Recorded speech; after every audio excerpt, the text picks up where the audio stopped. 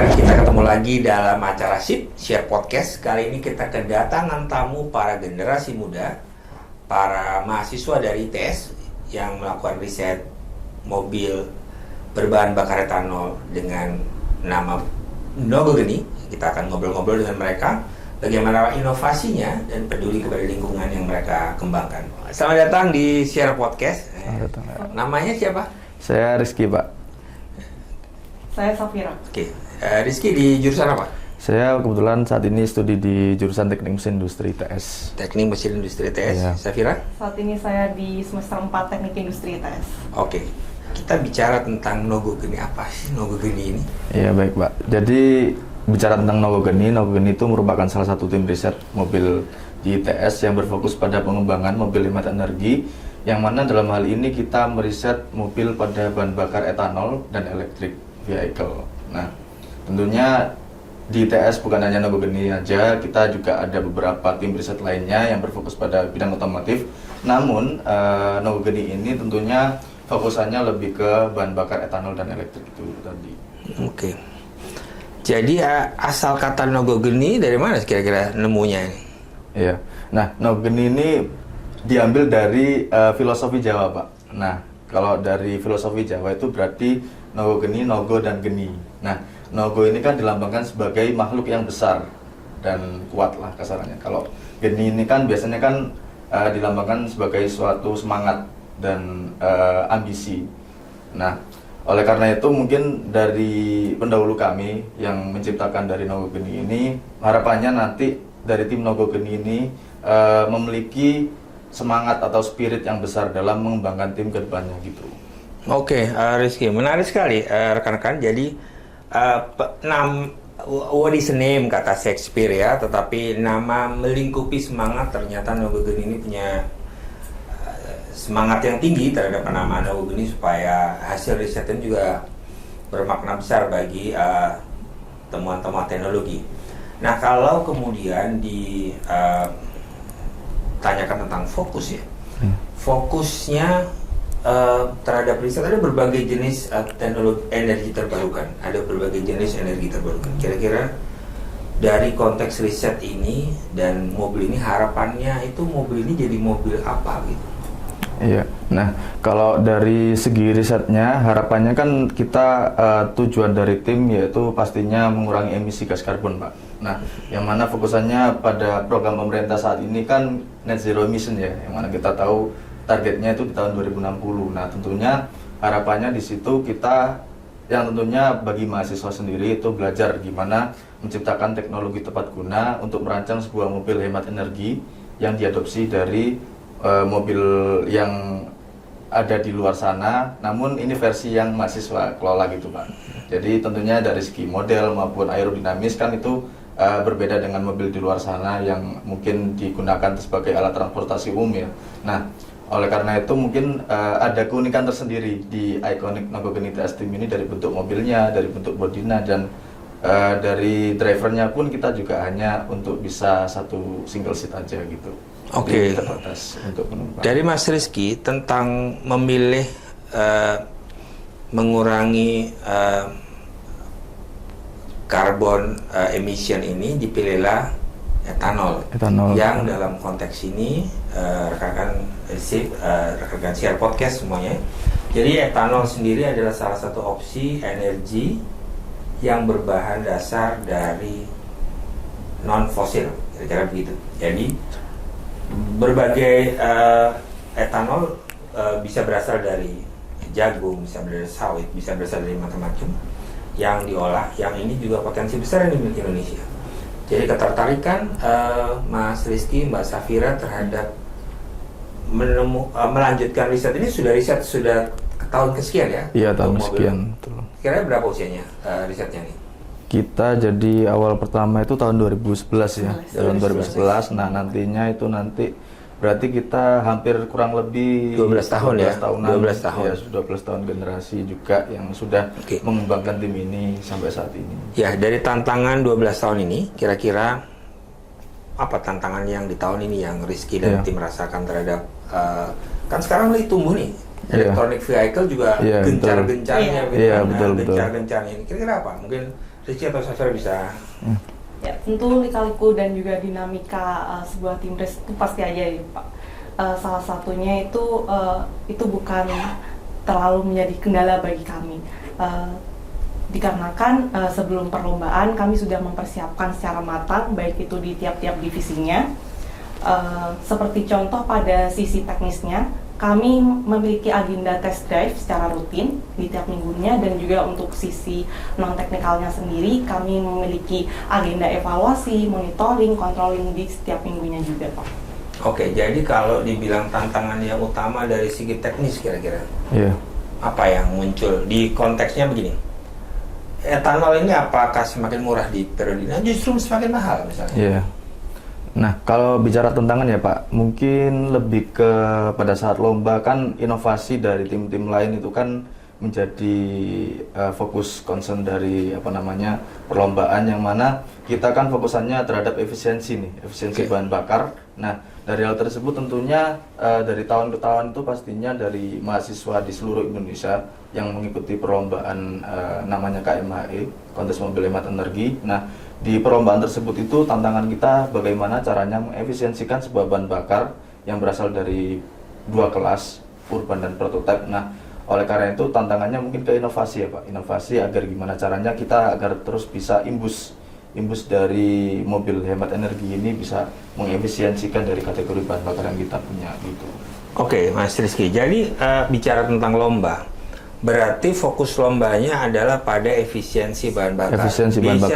Bisa untuk orang awam 1 liter berapa kilo sih kalian bisa tempuh, misalnya begitu? Iya, betul. Oke. Kecepatan Kecepatan diuji. Pokoknya berapa jauhnya aja yang diuji. Iya, ada faktor kecepatan juga, jadi nanti lebih ke feeling driver aja sih Pak. Oke, gitu. Maksudnya begini, bukan cepat-cepatan ya, misalnya, tapi jauh-jauhan ya. Betul, oke. Jadi kalau mau ngomong lomba lari mirip-mirip ini endurance ya? Iya betul, endurance-nya. Endurance ya, jadi maraton di sekian, siapa yang paling finish dengan bahan bakar yang ditentukan itu. Betul. Oke. Jadi tantangannya kalau saya melihat teknis adalah inovasi terhadap mesinnya. Iya betul. Agar kemudian dia semakin efisien terhadap digunakan. Iya betul. Oke, berarti kalau sekarang tantangan terhadap efisiensi yang paling menjadi problem itu apa? Apa teknologinya atau mesinnya atau apa kreasi apa yang kemudian kira-kira menjadi tantangan bagi tim Nogogeni? Iya, kalau dari segi tantangan tentunya kalau dari segi bahan bakar etanol ya Pak, kan kita menggunakan mesin. Nah, mesin itu kalau kita bicara mengenai otomotif itu kan tentunya ada yang boros di sebuah mesin. Nah, itu kita kelola agar bagaimana caranya dari mesin ini bisa menampung bahan bakar, mengefisiensikan itu agar bisa lebih hemat. Nah, kalau dari segi baterai itu tentunya yang electric vehicle ya. Nah, itu kita tantangannya itu mencari atau meriset baterai itu dengan berbagai komponen electric vehicle-nya agar gimana caranya bisa menciptakan electric vehicle yang seefisien mungkin. Oke, jadi rekan-rekan share podcast, jadi tantangan terhadap riset ini di berbagai hal, salah satunya teknikal ya, itu luar biasa, dan 12 tahun sudah tim Nogogeni membangun diri. Dari konteks lomba-lomba, pengalaman mengikuti lomba, menang, kalah, dan sebagainya, berapa kali lomba kira-kira yang dialami Mas Rizky dan Mbak Safira? Kalau di tahun kami sekitar 2 tahunan. 2 tahunan, oke. Di 2 tahun itu berapa kali ikut lomba, berapa kali berhasil di nomor berapa atau bagaimana? Kalau kemarin di KMHE itu kita dapat kategori podium 1 di Urban Electric. Urban Electric, KMHE sendiri apa KMHE? Kontes Mobil Hemat Energi. Kontes mobil hemat energi yang itu tiap tahun ada? Iya. Yang menyelenggarakan? Yang diselenggarakan oleh Puspresnas Kemdikbudristek Pak. Oh, Kemendikbud yang menyelenggarakan rutin tiap tahun, dan Nogogeni juara 1? Iya betul. Juara 1 selama 5 tahun berturut-turut di kategori Urban Electric. 5 tahun berturut-turut di Urban Electric? Dari tahun 2019 sampai 2023. Oke, Sobat Share, kita berhadapan sama para juara-juara ini. Jadi sekali lagi terima kasih. ITS memfasilitasi terhadap riset-riset begini, dan kira-kira bisa diceritakan iklim akademik di ITS yang support sama ini. Apa yang dirasakan kuliah di ITS? Kira-kira di ITS merasakan ini iklim akademisnya support nggak sama? Jadi untuk kondisi akademik di ITS itu benar-benar sangat suportif. Kami benar-benar dibantu dari sisi dananya, dari sisi mungkin support keilmuannya, knowledge-nya dari ITS itu sendiri sangat. Laboratoriumnya juga oke. Laboratoriumnya memadai juga. Memadai juga ya. Oke. Jadi sobat share yang masih SMA atau keluarga yang punya anak SMA, ITS salah satu tempat di mana kemudian riset teknologi juga bisa diandalkan. Dan ngomong masalah dana, jadi lumayan besar kan tentunya dibutuhkan riset ini. Iya, jadi betul. Dukungan perusahaan digalang juga tentunya. Tentunya iya, Pak. Oke. Jadi selama ini kira-kira kalau harapannya risetnya kan tentu berkelanjutan. Berkelanjutan. Teknologi mesin apa yang kemudian diinginkan dipunyai oleh Nogogeni yang belum dipunyai sekarang? Atau sudah ini sudah top, Pak? Atau apa gimana? Iya. Kalau dari segi mesin ya, Pak, kalau yang kita punya sejauh ini cukup memadai bagi kita. Namun ya tantangannya itu tadi, kita berusaha untuk mengelola lagi, mengimbus lagi dari mesin atau engine yang sudah ada agar bisa semaksimal mungkin, bahkan mencapai dari batas limit yang kita targetkan gitu. Jadi istilahnya untuk mesin sendiri sudah oke. Iya. Kemudian body, kerangka dan sebagainya juga sudah risetnya semua sudah ditemukan barang paling ringan dan kuat yang dipakai gitu. Iya, untuk bahan dari body mobil itu sendiri kita sudah meriset dari bahan dan body mobil pakai apa ya? Body mobil kita pakai carbon fiber. Carbon fiber ya. Carbon fiber itu dianggap yang paling pas, yang paling ringan. Iya. Kalau strategi menang selama ini 5 kali berturut-turut menang lomba KMHI itu, kompetitor lain biasanya tentu akan belajar dari pemenang. Dia akan memperbaiki diri. Tentu. Iya.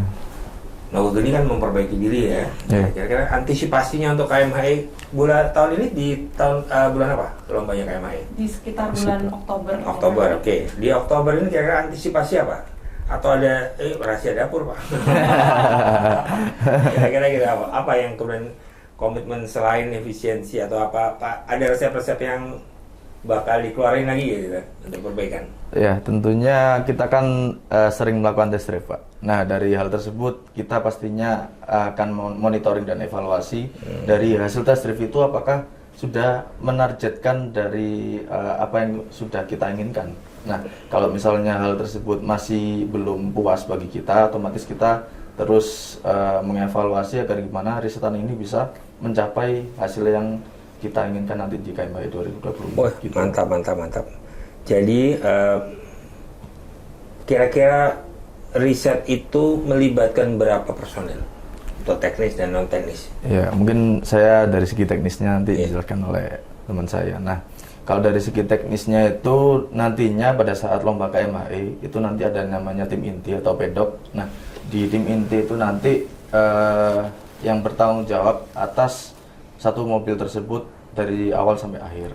Nah, itu biasanya beranggotakan dari masing-masing divisi. Masing-masing divisi itu ada perwakilan nanti yang bertugas sebagai tim pedoknya. Nah, terus nantinya di KMHI itu kira-kira berjumlah sekitar 8-an lah, Pak. Oke, jadi itu total tim teknis 8 orang?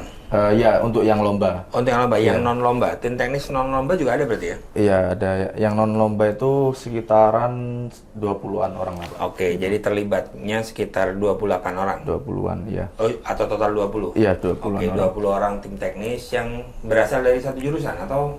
Iya, berlatar belakang jurusan nih, Pak. Gitu, jadi nggak hanya mesin aja. Multi jurusan? Iya, multi jurusan. Apa saja misalnya? Ada mesin. Ada teknik elektro, teknik fisika, ada juga dari studi pembangunan, lalu ada dari teknik industri dan sebagainya. Kalau non teknis ya, Safira, kira-kira melibatkan berapa personel? Kalau untuk non teknisnya sendiri itu sekitar 20 dan itu dibagi beberapa divisi, Pak. Okay. Dan untuk non teknis kalaunya sendiri itu di Nogogeni ITS Team ada 4 divisi, di mana yang kami dari sponsorship dan external relation, kemudian ada juga dari finance, kemudian ada dari kreatif media dan juga dari administrationnya. Multi jurusan juga? Iya. Multi jurusan. Oke, jadi Nogogeni bisa disimpulkan ada kerja gotong royong berbagai jurusan dari kampus ITS bersama menyumbangkan ilmu masing-masing. Iya. Betul. Termasuk anak ekonomi juga ada? Iya. Oke, dari konteks emisi, dari kacamata rekan-rekan mahasiswa, apa yang menjadi concern bagi perkembangan dunia saat ini dari konteks emisi? Emisi, kalau bicara tentang emisi kan itu merupakan satu problem kita ya Pak di environment sekitar. Nah, kalau tentunya kita bicara emisi itu tentunya menjadi hal yang konotasinya negatif di pandangan masyarakat karena ini tentunya emisi menjadi fokusan pemerintah juga dan makanya pemerintah membangun sebuah program net zero emission untuk mengatasi emisi gas buang itu tersebut. Nah, kalau dari kacamata mahasiswa itu sendiri kita berusaha agar gimana caranya menciptakan sebuah inovasi yang tujuannya bisa mendukung upaya pemerintah dalam program net zero emission itu tadi. Oke. Apa yang kemudian melandasi latar belakang memilih etanol sebagai salah satu jalan keluar emisi? Kenapa enggak misalnya mobil berbahan bakar solar panel atau apa kan begitu banyak bauran energi terbarukan? Ya, tentunya kenapa alasan kita memilih risetan bahan bakar etanol? Yang pasti yang pertama adalah etanol itu bahan bakar yang ramah lingkungan. Karena kan bukan berasal dari fosil, itu berasal dari fermentasi umbi-umbian, jagung maupun tebu. Nah, dari hal tersebut juga faktor keduanya adalah dari risetan kami itu berdasarkan dari konteks lomba yang kami ikuti. Jadi kebetulan di kategori lomba yang kami ikuti itu salah satunya itu berbahan dasar dari etanol gitu. Oke, jadi kalau dibilang etanol itu saat ini Indonesia punya potensi yang begitu kaya? Iya, cukup bisa dibilang potensinya luas sih Pak, gitu. Jadi bisa diandalkan sebagai energi pendamping transisi menuju net zero emission dari fosil menuju yang terbarukan. Terbarukan, betul. Okay.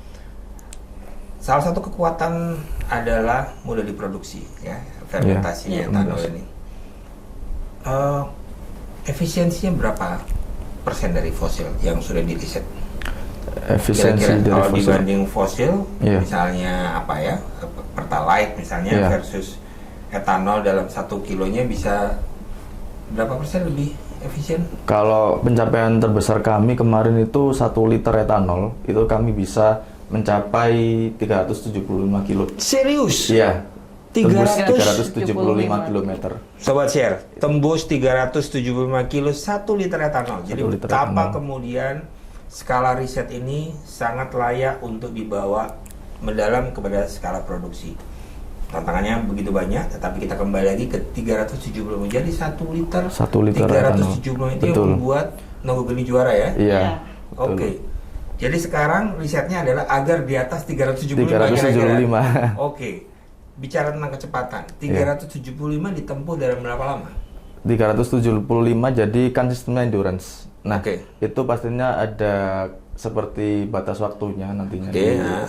Yang ditentukan. Ya, ditentukan gitu. Di berapa lama batas waktu yang ditentukan? Kalau di velocity-nya itu kecepatannya di kisaran 45. Total kilometer 37, total waktu yang ditempuh? Total waktunya karena kan itu tergantung bahan bakar juga. Nah, untuk totalnya itu sebisa mungkin kita bisa finish di sekitar 4 lapan. 4 lap. Oke, 4 lap itu. Satu lapnya itu mungkin kisaran 2,5 kilo. Oke. Jadi nanti diasumsikan kemudian dikalikan 375. Jadi bukan kemudian menempuh 375 dalam lomba itu 375, tapi asumsinya adalah 4 lap dengan posisi dihitung nanti sisa berapa. Iya, betul. Nah, nanti dikalikan. Iya, ada perhitungan tersendiri gitu. Oke. Jadi kalau dalam posisi yang 4 lap itu kemarin juara di waktu di KME 2024. Oke. Sobat Siar, jadi riset ini tentunya begitu banyak tantangan yang harus dihadapi, tetapi rekan-rekan ITS ini telah berhasil mendorong pembuktian nyata bahwa ya saya sendiri memahami 1 liter bisa 375 itu kan berarti Surabaya Jakarta cuma butuh 3 liter gitu kan. 3 liter. Tinggal mengkonversi kemudian berapa beban orang yang harus kemudian perbaikan sasis dan kemudian bisa beban non orang berapa dan sebagainya ya. Betul. Jadi luar biasa, sekali lagi apresiasi sama tim Nogo Geni yang mengejutkan ini. Menurut saya mengejutkannya adalah udah begitu maju risetnya ya. Ini 12 tahun, kemudian dari ITS sendiri ada berapa jenis riset yang kemudian dilakukan untuk transportasi ini? Jadi untuk tim riset otomotif yang ada di ITS itu kami ada 5 tim, Bapak. 5 tim. Ya, yang pertama ada sapu angin, kedua Antasena, itu fokusnya di hidrogen. Dua-duanya ini? Untuk yang sapu angin itu tadi fokusnya di urban. Urban, oke. Sama mobil formula. Oke. Kemudian ada juga Anargia, itu mobil formula juga.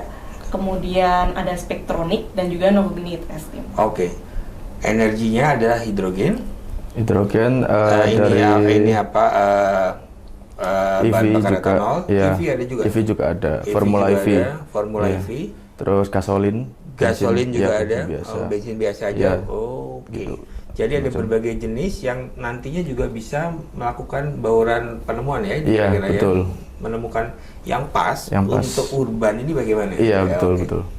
Dari kacamata rekan-rekan mahasiswa ini, Rizky dan Farisa ini, transportasi publik paling cocok pakai apa? Transportasi publik, kalau dari saya sendiri sih biasanya pakai kereta yang cocok. Kereta berbahan bakar? Kereta gasolin. Gasolin ya, Iya. kereta gasolin. Kalau Safira sendiri? Kalau dari saya untuk transportasi publik itu electric vehicle bis. Electric vehicle base, oke. Jadi mungkin tergantung daerah ya. Jadi Iya. masing-masing daerah konturnya dan sebagainya. Konturnya, iya. Kalau ketersediaan lahan juga menjadi Betul. penting ya. Jadi Betul. kalau untuk Surabaya sendiri, ini kan menjadi banyak masukan bahwa transportasi publik perlu digalakkan terus agar iya. macetnya bisa ditekan. Jadi Iya. kalau transportasi publiknya ditingkatkan, penggunaan kendaraan pribadi otomatis turun. Iya, betul. Kira-kira Surabaya ini cocok apa ya? Yang paling pas dengan konteks Surabaya ini? Kalau untuk saat ini menurut saya Iya. itu dari bis sih, Pak. Bis ya? Iya. Bis dengan kombinasi energi EV dan EV. mungkin Iya, hybrid gitu Hybrid, ya? iya, hybrid gitu gitu. ya, oke Iya. ya. Jadi rekan-rekan pengambil keputusan misalnya ya. Rekan-rekan pengambil keputusan yang sedang merumuskan transportasi publik untuk Kota Surabaya, khususnya di kota tercinta ini. Saran dari teman-teman ini kombinasi hybrid antara bis yang menggunakan energi terbarukan, baik EV maupun kombinasi solar panel bisa, hybrid dengan gasolin bisa, dengan hal-hal yang kemudian bisa menjadikan contoh bahwa kota tercinta kita menjadi kota lebih maju, lebih akrab terhadap lingkungan dan tentunya net zero emission yang kita tuju. Ya mungkin kita belum sempurna tetapi menuju ke sana. Nah, kalau kembali ke topik Nogo Geni. Jadi gambarannya ke depan bagaimana? Setelah lulus kira-kira apa sih ilmu yang saya dapat dari Nogo Geni yang bisa kira dibawa? Cita-citanya apa nih kira-kira Rizky sama Safira ini? Iya. Kalau dari saya sendiri gambarannya nantinya lebih dari adopsi ilmu yang kami dari sponsorship external relation. Nah, harapannya kalau kerja nanti sebisa mungkin kami bisa mengimplementasikan dari ilmu yang kami dapat dari Nogo Geni, yang tentunya nanti bisa bermanfaat di pasca kampusnya gitu. Oke, Safira sendiri kira-kira apa yang ingin dimanfaatin dari momentum ngerjain proyek Nogo Geni ini? Jadi selain kita riset, kita pastinya juga belajar terkait soft skill-nya, Pak, di Nogo Geni testing ini sendiri. Seperti contoh, salah satu soft skill yang saya dapatkan itu terkait negosiasi. Bagaimana kita menegosiasikan terkait penawaran terhadap perusahaan seperti itu. Oke, dukungan terhadap dari perusahaan-perusahaan BUMN mungkin sudah lumayan banyak masuk ya. Lumayan Nah, itu banyak. soft skill juga yang negosiasi. Iya, betul. Soft skill yang sangat bermanfaat bagi kita. Oke. Ini suatu saat mungkin Nogo Geni bisa disponsor BUMN kelas Iya, A ya. mudah-mudahan. Ya. Mudah-mudahan. Nah, jadi dengan apa? Dengan menunjukkan bahwa progres prestasi Nogo Geni dalam mungkin perlombaan dalam kemajuan teknologi. Ya. Semoga sukses. Nah, harapan Nogo Geni, tim Nogo Geni terhadap adik kelas mahasiswa yang akan meneruskan proyek ini. Yeah. Harapan terhadap eksternal yang ikut mendukung ini? Kira-kira apa? Dari dalam bagaimana, dari luar bagaimana? Rizky dulu. Iya, baik, tentunya kalau harapan dari internal sendiri, kalau bicara tentang tim, yang mana kita balik lagi ke filosofi dari Nogogen itu sendiri, yang mana identitasnya merupakan arti dari semangat yang besar. Nah, oleh karena itu tentunya dari generasi tahun ke tahun berikutnya yang akan meneruskan dari perjuangan membangun tim Nogogen ini sendiri, pastinya harapan kami tentunya tidak akan padam semangat yang membara itu tadi, dan terus mengupayakan dari tim Nogogen ini bisa yang pertama dari tujuan tim yang mana mengurangi emisi karbon itu dapat tercapai. Jadi nggak hanya kita ikut lomba, tapi kita juga mengupayakan dari mendukung upaya pemerintah melalui alma mater tercinta ITS. Nah itu nanti agar bisa nggak hanya dilombakan, tapi bisa diadopsi lah untuk di industri-industri otomotif di skala besar. Harapannya itu sih Pak. Mantap, Rizky. Dari SD eksternalnya mungkin dijelaskan oleh Safira. Safira gimana menurut kamu? Apa yang jadi variabel yang tadi? Ya, jadi selain yang disampaikan oleh Mas Rizky tadi, juga harapannya untuk riset keberlanjutannya ini pastinya bermanfaat untuk lingkungan, dan juga mungkin dari output kendaraan-kendaraan yang udah kami ciptakan nantinya bisa lebih ditingkatkan lagi terkait dengan efisiensinya, terkait dengan output yang terbaiknya. Sip.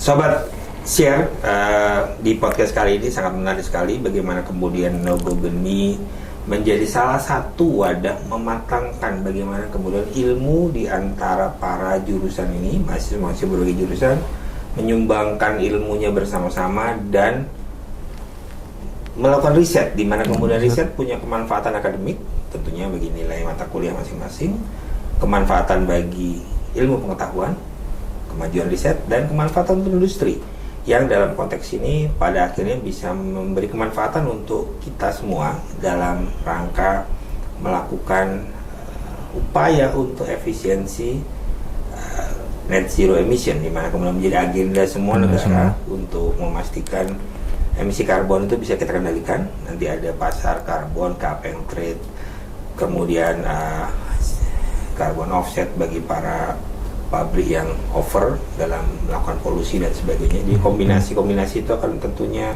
memberi harapan banyak bagi masa depan Indonesia, di mana para mahasiswa cemerlang ini bisa membantu melakukan riset yang nyata terhadap upaya negara yang dalam hal ini transisi net zero emission 2030 dan 2060. Mungkin ada kata-kata terakhir yang mau diungkapin rekan-rekan Nogogen, harapan-harapan terhadap riset ke depan dalam skala besar misalnya, silakan.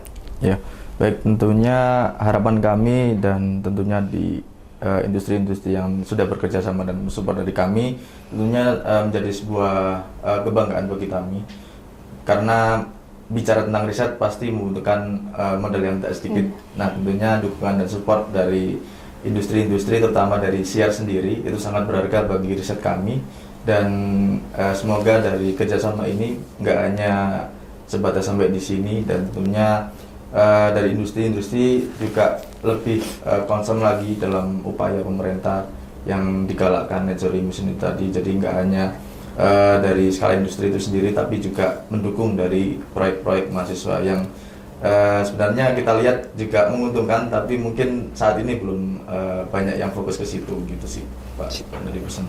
Thank you Rizky. Safira. Ya, harapannya dari Nogogen ITS Team sendiri semoga kedepannya itu mendapatkan banyak berbagai dukungan, baik itu dari pemerintah, dari akademisi, dari perusahaan-perusahaan terkait, seperti itu Pak. Oke, jadi demikian rekan-rekan yang Sobat Share yang saya cintai, podcast kali ini mengungkap hal yang menarik, bagaimana kemudian kita bisa terlibat dalam diskusi mahasiswa yang tidak bisa dibilang ringan tantangannya, yaitu menemukan riset mobil ramah lingkungan dengan bahan bakar etanol kali ini dari bauran rangkaian seluruh mobil-mobil riset ITS. Kali ini kita bisa memahami bahwa tantangannya tidak mudah, tapi tentunya kita harus mendukung dengan upaya menciptakan iklim riset yang baik, karena dengan berbagai riset yang baik tentunya kampus bekerjasama dengan dunia industri akan menyumbang terhadap efisiensi proses produksi. kemudian efisiensi tersebut bisa tercipta juga karena riset-riset. Jadi saling mendukung antara dunia riset dan dunia praktisi. Kita semoga bisa sabung terus dan mudah-mudahan menjadi mahasiswa-mahasiswa yang sukses ya ke depannya, berkarya dengan baik dan sesuai dengan keilmuan masing-masing dan lebih dalam lagi untuk skala industri. Sekali lagi Sobat Siar, kita akhiri podcast kita kali ini. Kita ketemu lagi di podcast dengan tema yang lain. Selamat siang, selamat bekerja, sukses selalu untuk kita semua.